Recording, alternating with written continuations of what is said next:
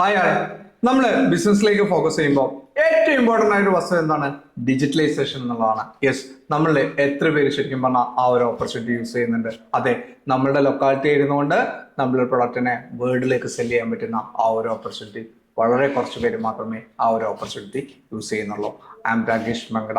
Welcome back to smart noro.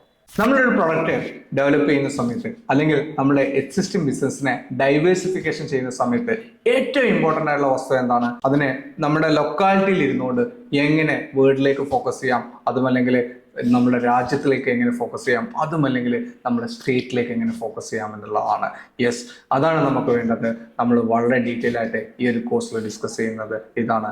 നിങ്ങളൊരു പ്രൊഡക്റ്റിനെ develop ചെയ്യുന്ന സമയത്ത് അത് എങ്ങനെ ഒരു അറ്റ്ലീസ്റ്റ് ഒരു സ്റ്റേറ്റ് ബേസ് എങ്കിലും വാല്യൂ ജനറേറ്റ് ചെയ്യുന്ന ഒരു പ്രൊഡക്റ്റാക്കി അതിനെ മാറ്റാം, അതുമല്ലെങ്കിൽ എങ്ങനെ അതിനെ ഒരു കൺട്രി ബേസ് ചെയ്തിട്ട് ഒരു വാല്യൂ ജനറേറ്റ് ചെയ്യുന്ന ഒരു പ്രൊഡക്റ്റാക്കി മാറ്റാം എന്നുള്ളതാണ് നമ്മൾ ഈ ഒരു കോഴ്സിൽ ഡിസ്കസ് ചെയ്യുന്നത്. അതോടൊപ്പം തന്നെ വളരെ ബിഗ് ആയിട്ടുള്ള ഓപ്പർച്യൂണിറ്റി ഡിജിറ്റലൈസേഷൻ എന്ന് പറയുന്ന ആ ഒരു ബിഗ് ആയിട്ടുള്ള ഒരു ഓപ്പർച്യൂണിറ്റി എങ്ങനെ നമ്മുടെ ഫേമിലേക്ക് ഇംപ്ലിമെന്റ് ചെയ്യാം എന്നുള്ളത് കൂടിയാണ് നമ്മൾ ഈ ഒരു കോഴ്സിൽ ഡിസ്കസ് ചെയ്യുന്നത്. എല്ലാവരെയും ഞാൻ ഇൻവൈറ്റ് ചെയ്യാണ് ഈ ഒരു 1 വീക്ക് പ്രോഗ്രാമിലേക്ക്. ബാക്കി വളരെ ഡീറ്റെയിൽ ആയിട്ട് നമുക്ക് കോഴ്സിൽ നിന്ന് ഡിസ്കസ് ചെയ്യാം. All the best. Thank you.